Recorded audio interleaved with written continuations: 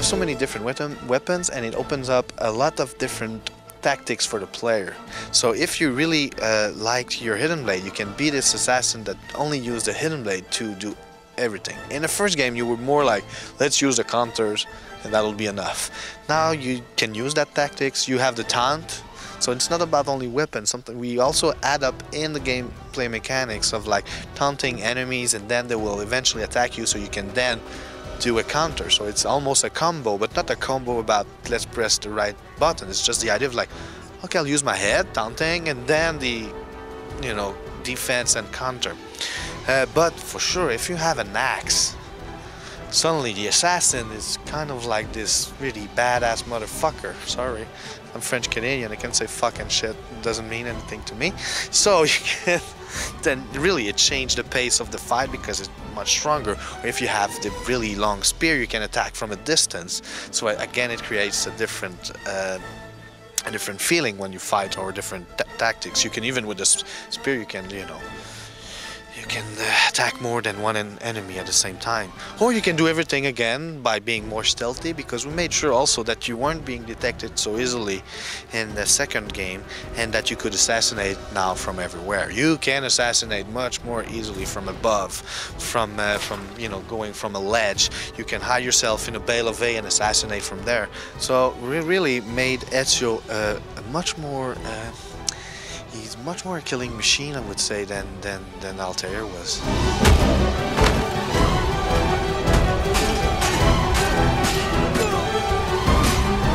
We see Desmond doing more, while we see him less. It's funny, we have this thing where when you'll see him, you'll be happy, because, oh, we're going to do some stuff, but also, oh, because it's been a while, and kind of like, I like the guy now. And so we played, like, maybe in the first one we saw him too many times and not doing that much, even though there's a lot of player who loved the Desmond part because it was a change of pace in the first game, so they like the adventure part of Assassin's Creed 1. It's still there, you'll still find some adventure with Desmond, but we decided to go a little bit less, to not focus on him as being the dividing between all sequences.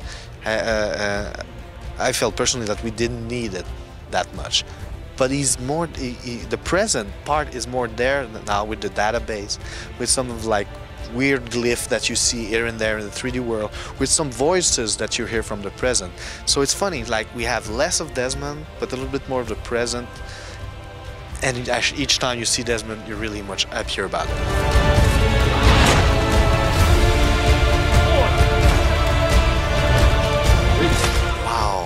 Is there one mission that I want you to look out to?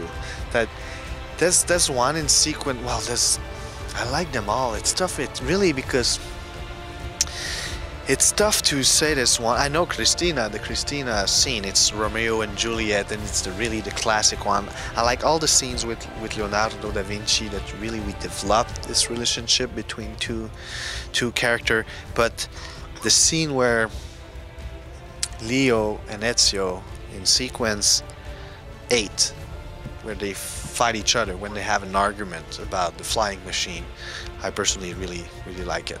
Assassin's Creed 2 was made with gamers in mind. It was a work of love from a really good team, and you should try and pick it up, and I'm pretty sure you'll have a really good experience with it. Assassin's Creed 2 will be out November 17th in the US on the 360 and PS3.